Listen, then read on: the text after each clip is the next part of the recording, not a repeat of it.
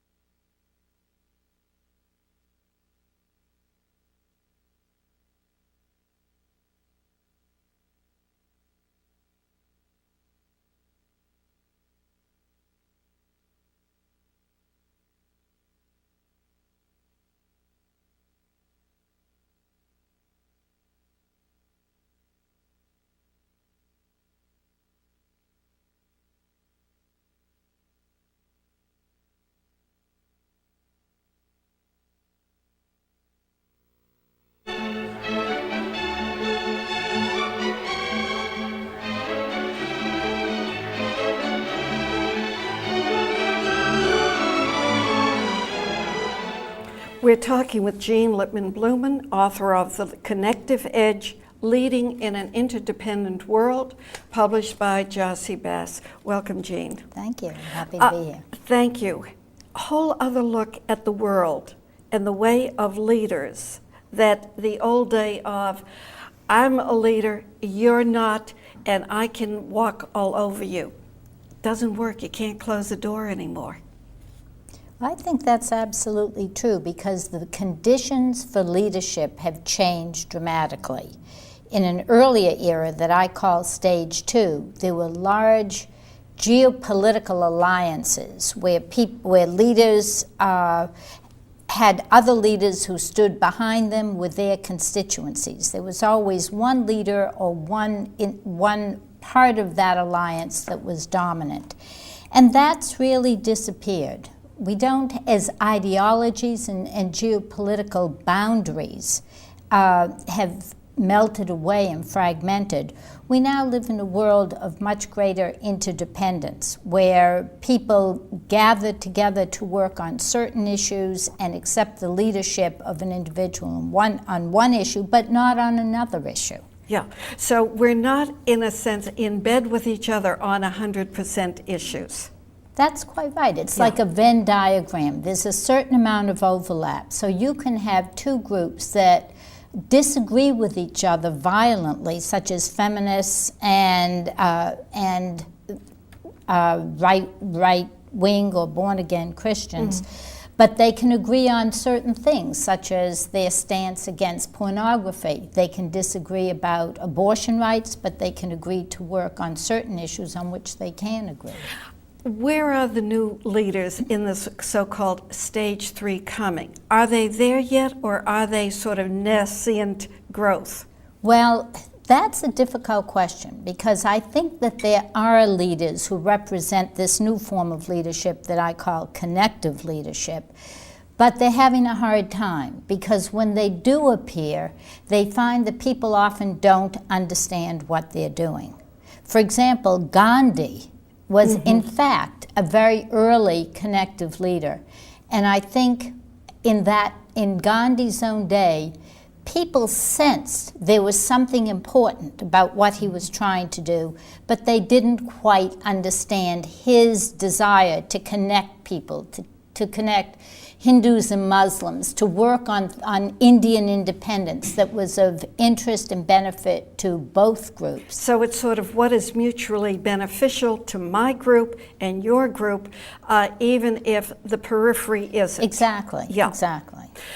Jean, you talked too about styles of leadership, and that it varies from what? The competitive to ending up with the vicarious. There's the relationship type person who has a style of leadership. Pursue those a little and give us examples. Well, there are a variety of ways that leaders lead in what I call the connective era, or stage 3, that they didn't lead before. In previous periods, in stage 2 and before, leaders were quite authoritarian. They did it themselves, they were competitive, they took charge, they exercised power. In this era, and shortly thereafter, or in the more recent history, we've talked about relationships, about collaborating with other leaders, with other individuals or groups.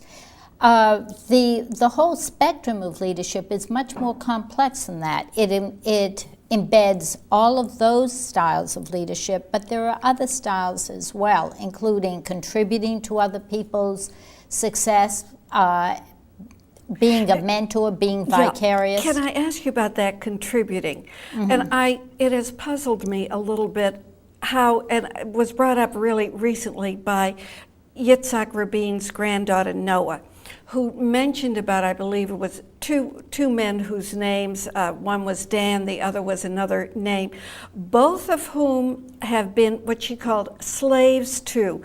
One was Ariel Sharon, and the other was to her grandfather. And she said, I don't understand how these men who could have been leaders on their own have been willing all their lives to be second place.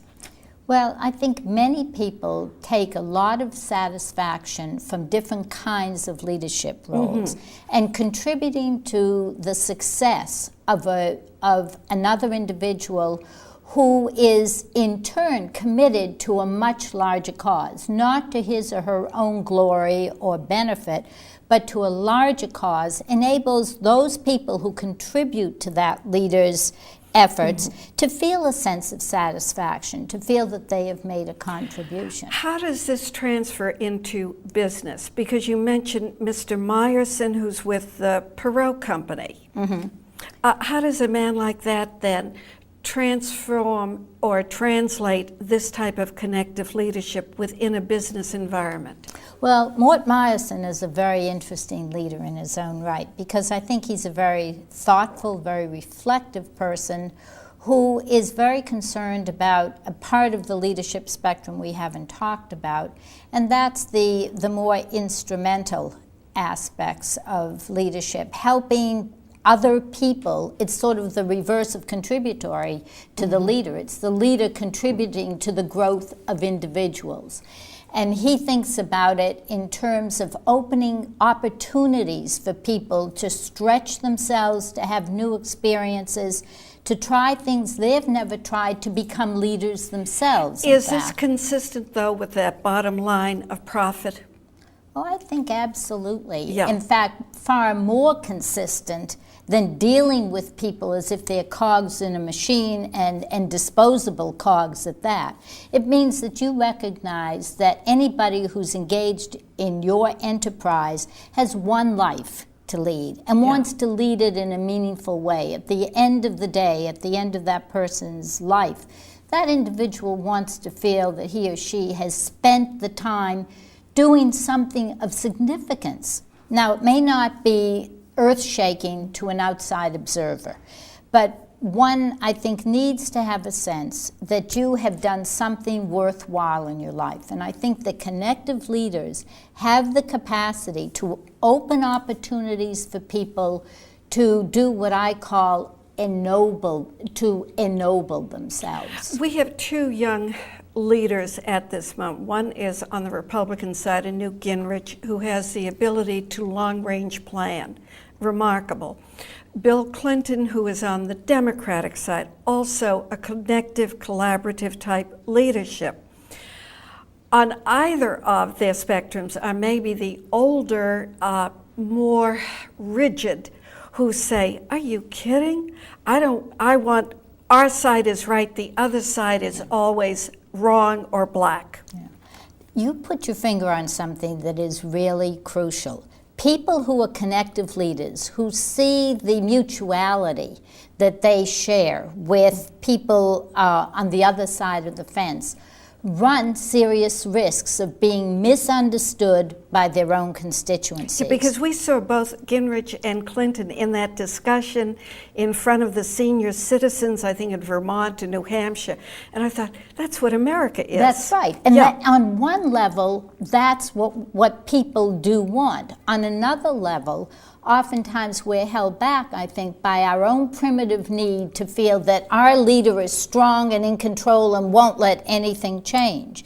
So I think you have this tension between what I see as stage 2 and stage 3 leadership, and we're at a moment of transition where we're moving from one to the other. So it doesn't surprise me that Clinton's own party would criticize him, or Gingrich's party, or the media would criticize both, because it's hard to understand a form of leadership that says, well, there's room for other people's points of view. We can really somehow connect our vision to your vision, and it will be a vision that will encompass a larger group, a larger meaning, a larger cause. You say media, and I think that's because we've been living in a world of sound bites and dramatic. You know, it's crises for the moment, but then whatever happened to that country in the crises? The same way that the followers need a leader who walks in the room and is dramatic as the king, but has the ambivalence. And you mentioned that there is the ambivalence, always about looking for the weak spot. Well, I think that there's a very profound reason why we are always so concerned about leadership, and it has to do with a very deep-seated need for leaders or some entity in which we can put our trust and our sense of safety and security, because and I call that dealing with our existential anxiety. We all know that we cannot predict what will happen 1 minute from now, but we like to create the illusion for ourselves that life is under control, and putting ourselves in the hands of a strong leader or a deity or an institution has that effect. On the other hand, we realize there's a price that we pay for this. And it's a serious price. It means we have to be subservient, in a sense. We have to follow that individual or institution's rules. And just as young children, we want parents who will take care of us. At the same time, we want parents who will let us grow. And so we're ambivalent. We want people who will be strong, tough leaders who won't let anything change, who will say everything's in control. At the same time, we want leaders who will step back and let us grow up and let us express our own leadership. But can we grow up if we do not have the education? Jean, when we come back, I'll ask you to address that. We're going to take a short pause, and we'll be back.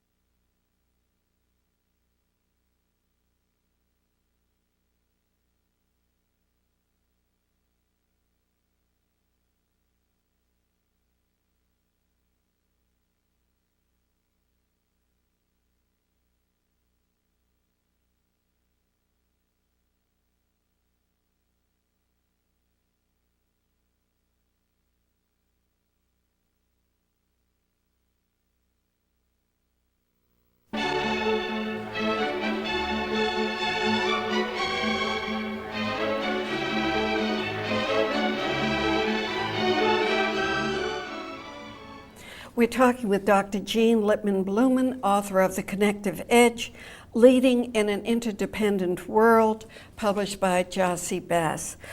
Jean, before the break, we were talking about leaders, but if you've got changing leaders, but you have the same old followers who says, gee, he's wearing a uniform, he must be the leader. What about that? That is a serious issue, and I must tell you a funny story. One night in a leadership class that I was teaching with senior executives at the Drucker Center at Claremont Graduate School, we were talking about connective leaders and how you have to be a connective leader is important at every level. It isn't just the leader at the top. There are leadership demands and needs at every level. And one of the people in the group said, yes, this is really important. We have, you're right, we need to take responsibility. We can't be passive followers, and we have to be active constituents, which is the language that I've used in the book. And I was nodding in agreement. He said, well, we have a new CEO coming in, and we can't wait. We're just waiting for him to come in and tell us what to do. And I thought, oh no, even when people think they want that, it's hard to get past that barrier. We've been doing it for thousands of years. We have been looking to leaders to tell us what to do. Well, some of that, I will say in his behalf, was that everybody is fearful that the new leader who comes in is going to bring his or her own people and wipe the slate clean. So that there's the ambiguity of, do I stay in this job or am I going to be axed? Well, I think that's a real danger, and I think if you bring in leaders who have a more traditional point of view, yes, they feel they have to bring in their people because the new people won't understand. They don't see the connection between their vision and what the vision of the group might be. Classic book for all leaders has been Machiavelli's The Prince. Yeah. You have a great expression you have put in this book called denatured Machiavellianism. Yes. Well, that is interesting to me, because one of the ways in which connective leaders are different from traditional leaders is that they are political and instrumental. They use themselves as instruments. They use everybody around them as instruments, but in a different way. And that's why I call it denatured. They use all the strategies or many of the strategies that Machiavelli talked about, all the political ways of making things happen. But there's a big difference, and the difference is this, that people who are connective leaders, unlike Machiavelli's advice to the prince, don't engage in these enterprises for their own self-aggrandizement, for their own power or their own glory. They do it for the larger community. They do it for the group. They do it for something beyond themselves, what I call supra-personal goals. And so I have used the term denatured Machiavellianism to mean they use all the same kinds of political strategies. We haven't been talking about Machiavelli because he had nothing to say all these centuries, but they don't use them for selfish reasons or egotistical reasons. So it's denatured. It's Machiavellianism without the self-interest. In a sense, it's Machiavellianism turned on its head. Jean, two words also in this book: being an authentic leader and accountability. Well, I think that authenticity and accountability are the things that really differentiate connective leaders from previous leaders, and they're very important to connective leaders. First, let me talk a speck about what I mean by authenticity. Authenticity, I do believe, it's hard to define, but it's that sense that you have when you meet someone that person, that leader, is engaged in that task and acting in that way, not to improve his or her own benefits in life or position, but for a more altruistic purpose, for the organization. Is that a naive point of view? Could you be charged that's naive? The man running or woman running that company is running it essentially for the stockholders and for profit. No, I don't think it's naive for this reason. It's what de Tocqueville would call self-interest rightly understood. When you act for the group, it doesn't mean that you have to do something that destroys yourself. You're included in that group, but the point is your perspective is broader than that. Yeah. And when you act with authenticity, people believe in you, people trust you, people are empowered by you, and they will be loyal to you, they will work for you. All of those have a direct impact on the bottom line. So leaders who are not authentic, who lack authenticity, or who fail to demonstrate accountability, the willingness to explain why they're doing something, and the willingness to be held responsible. If leaders don't have those two qualities, people feel cynical about them. They don't want to work with or for people who can't act in that way. Jean, how does this apply to the man or woman who has started their own business?